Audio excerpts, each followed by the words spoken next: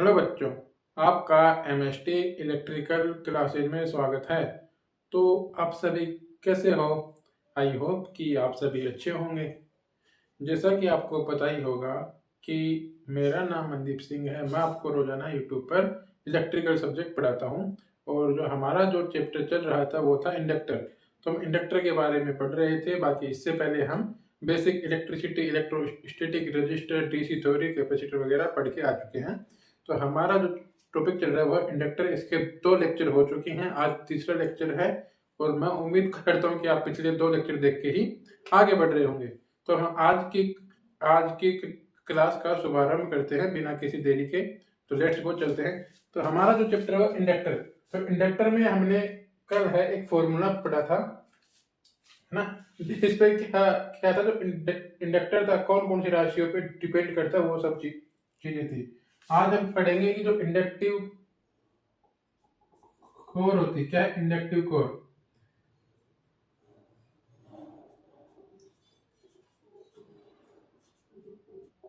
Inductive core, प्रेरण core, है ना। तो अपनी जो इंडक्टिव कोर है वो कितने टाइप की होती है? तो हमारी जो इंडक्टिव कोर होती है 3 टाइप की होती है ना। कितने प्रकार की? 3 प्रकार की। अपनी जो कोर है ये 3 प्रकार की होती है।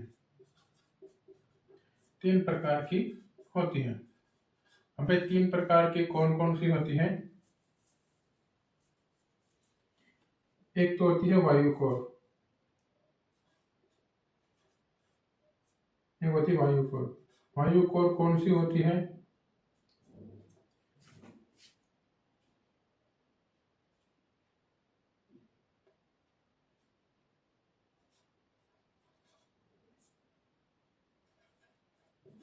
ऐसी कुंडली जिसमें कोई कोर नहीं होती, जिसमें कोई कोर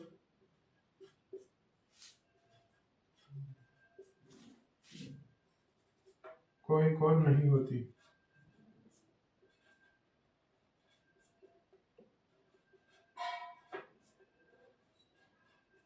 अर्थात कुंडली के मध्य में वायु होती है। कुंडली के मध्य में क्या होती है? वायु होती है ना।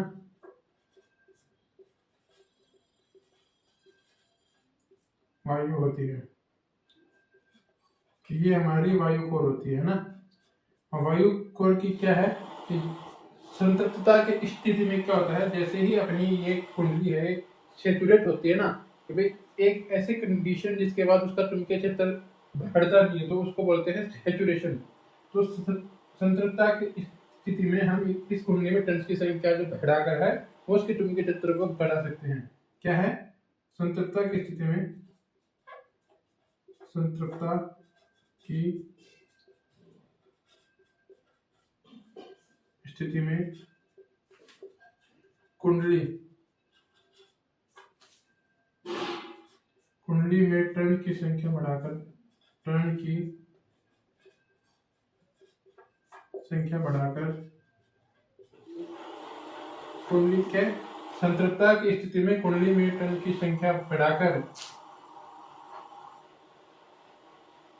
इसकी चुंबकशीलता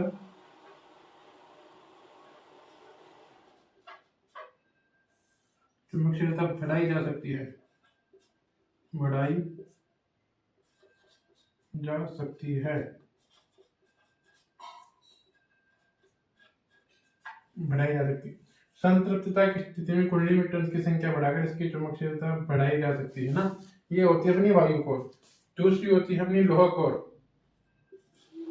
लोह कोर, अब भाई लोह कोर क्या होती है? लोह कोर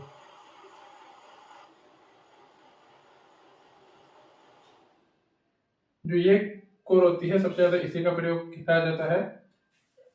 ये जो अपने सिलिकॉन स्टील के होते हैं ना, सिलिकॉन स्टील की जो लेमिनेटेड कोर होती है वही अपनी लो कोर होती है।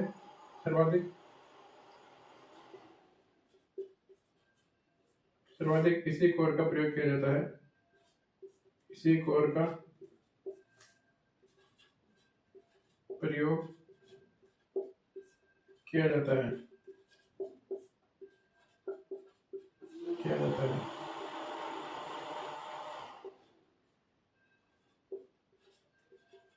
इसका प्रयोग उच्च वोल्टेज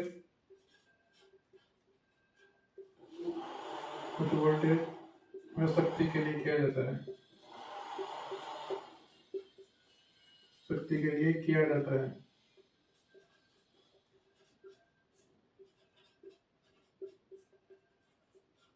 भाई इसके एग्जाम्पल क्या है? तो एग्जाम्पल होना जो ट्रांसफॉर्मर होता है, जो अपना ट्रांसफॉर्मर होता है, ट्रांसफॉर्मर हो या कोई भी मोटर वगैरह है, इनमें जो भी हम ये लोहे की कोर ही यूज में लेते हैं, जो कि सिलिकॉन स्टील की लेमिनेटेड कोर होती है, है ना, वहाँ पे हम यही कोर प्रयोग करते हैं। बाकी इसका एग्जाम्पल है ट्रांसफॉर्मर। तीसरी होती है फेराइट कोर, तीसरी होती है फेराइट कोर।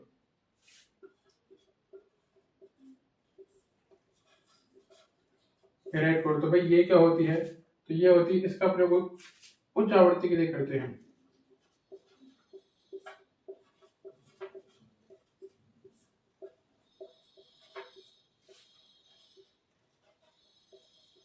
इसका उपयोग उच्च आवृत्ति के लिए किया जाता है,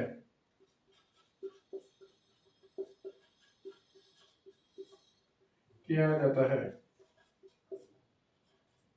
इसका प्रयोग उच्च आवृत्ति के लिए किया जाता है। निर्मित किससे होती है ना, कि भाई निर्मित किससे होती है?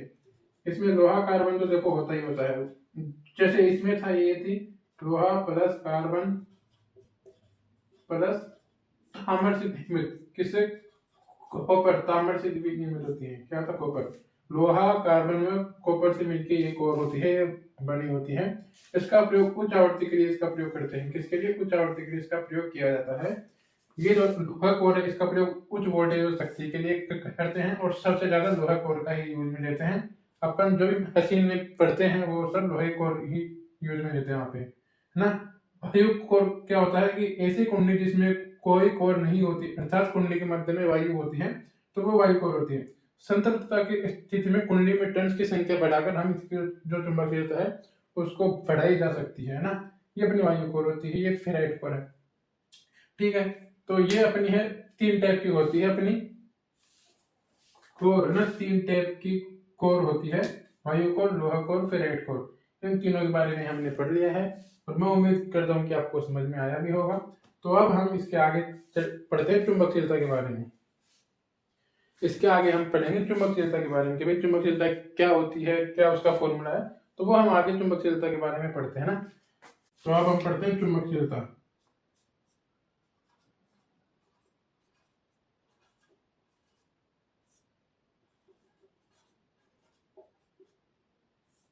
चुंबकशीलता को बोलते हैं परमिबिलिटी।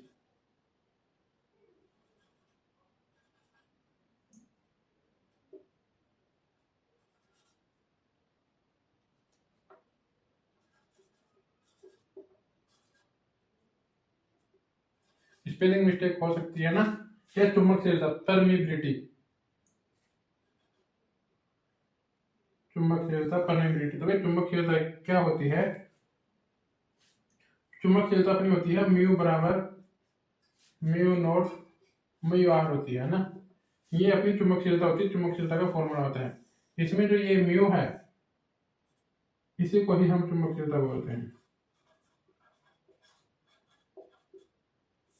ना।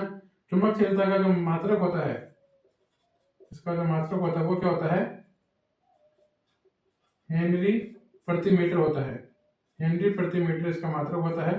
चुंबकशीलता की अपनी म्यू है, म्यू का मात्रक है हेनरी प्रति मीटर। फिर आता है म्यू नोट। अब ये क्या है? म्यू नोट क्या है? तो म्यू नोट है हवा या निर्वात की चुंबकशीलता, हवा या निर्वात की चुंबकशीलता।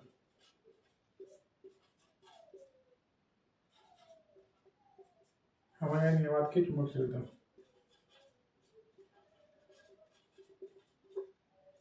राइट। इसी को ही अपन निरपेक्ष या आपेक्षिक चुंबकशीलता बोलते हैं। और आपेक्षिक को इंग्लिश में अपन एब्सोल्यूट बोलते हैं। क्या बोलते हैं? एब्सोल्यूट, है ना। तो निरपेक्ष या आपेक्षिक चुंबकशीलता, इसको हवा या पथ की चुंबकशीलता भी बोलते हैं, इसको निरपेक्ष या आपेक्षिक चुंबकशीलता भी बोलते हैं। और इसका जो वैल्यू होती है, इसकी वैल्यू होती है 4 पाई इंटू 10⁻⁷ हेनरी प्रति मीटर। अपन ने बोला ना चुंबकशीलता की का जो मात्रक होता है वो हेनरी प्रति मीटर होता है, तो ठीक है हेनरी प्रति मीटर। तो जो ये न्यूनोट है इसकी वैल्यू फिक्स होती है, तो इसका मान है 4 पाई इंटू 10⁻⁷ हेनरी प्रति मीटर। और ये अपना म्यू है, क्या म्यू आर। तो म्यू आर क्या होता है? ये होती है सापेक्षिक, सापेक्षिक मतलब रिलेटिव।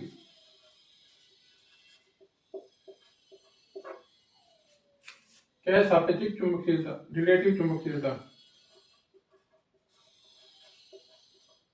रिलेटिव चुंबकशीलता है तो भाई इसका जो मान होता है ना, पहली बात तो ये मात्रहीन है। जो सापेक्षिक चुंबकशीलता है ये मात्रहीन होती है, ये मात्रहीन होती है, मात्रहीन है। और जो ये आपेक्षिक चुंबकशीलता है इसका मात्रक हेनरी प्रति मीटर होता है, ये बात ध्यान रखना है ना। जो अपनी आपेक्षिक चुंबकशीलता है इसका मात्रक हेनरी प्रति मीटर है, जो सापेक्षिक चुंबकशीलता है ये मात्रहीन राशि है। और हवा के लिए, हवा या निर्वात के लिए, हवा या निर्वात के लिए इसका मान है, निर्वात के लिए ये में से इकाई होती है, इसका मान 1 होता है। जो अपनी सापेक्षिक चुंबकशीलता है, जो अपनी सापेक्षिक चुंबकशीलता है मात्रहीन राशि है, और हवा या निर्वात के लिए इसका मान इकाई होता है। ये बात ध्यान रखना। तो चुंबकशीलता क्या है? अपनी म्यू बराबर म्यू नॉट म्यू आर है। और आपको याद होगा कल अपन ने एक फॉर्मूला पढ़ा था, वो क्या था? एल बराबर mu naught mu R A into N square upon में एल। ये अपन ने कल फॉर्मूला पढ़ा था, आपको याद हो तो। इसी में ये म्यू नॉट म्यू आर है, यही चुंबकशीलता है। तो म्यू नॉट का मान तो फिक्स है 4 पाई इंटू 10⁻⁷, और म्यू आर जो मीडियम होगा अपना, जो भी माध्यम होगा उसके अकॉर्डिंग इसकी वैल्यू पुट होती रहेगी, है ना। तो ये अपन ने कल फॉर्मूला पढ़ा था। और ये है अपनी चुंबकशीलता, परमिटिविटी, म्यू बराबर म्यू नॉट म्यू आर। तो अगर कुल चुंबकशीलता का मात्रक क्या होता है तो हेनरी प्रति मीटर होता है। म्यू नॉट क्या है? तो भाई हवा या निर्वात की चुंबकशीलता है, जिसको अपन निरपेक्ष, आपेक्षिक या एब्सोल्यूट चुंबकशीलता भी बोलते हैं ना। इसका मान 4 पाई इंटू 10⁻⁷ हेनरी प्रति मीटर होता है। वहीं अगर हम विपार की बात करें तो ये अपनी सापेक्षिक चुंबकशीलता होती है, रिलेटिव परमिटिविटी होती है, और ये एक मात्रहीन राशि है। हवा या निर्वात के लिए इसका मान इकाई होता है। तो ये अपना क्या है, अपन ने जो आज जो पढ़ा है वो एक तो अपनी चुंबकशीलता पढ़ा है, एक पढ़ा है कि हमारे जो ये, एक तो हमने पढ़ा है कि जो हमारी कोर है ये कितने प्रकार की होती है। हमने देखा कि हमारी कोर है ये 3 प्रकार की होती है, वायु कोर, लोहा कोर और फेराइट कोर। ये तीन प्रकार की कोर होती है। बाकी उनके बारे में हमने पढ़ लिया, और आज इसके बारे में, एक चुंबकशीलता के बारे में पढ़ लिया। तो आज हमने इन 2 चीजों के बारे में पढ़ा है। कल हम इंडक्टर के कुछ गुण पढ़ेंगे कि ये टीसी में किस प्रकार से बिहेव करता है, एसी में किस प्रकार से बिहेव करता है, और जो समय स्थिरांक टाइम कांस्टेंट क्या होता है। इन सब चीजों के बारे में हम कल की क्लास में देखेंगे। आज की क्लास का हम अंत यहीं पे करते हैं। तो अपना ध्यान रखना और have a nice day. Okay, good bye.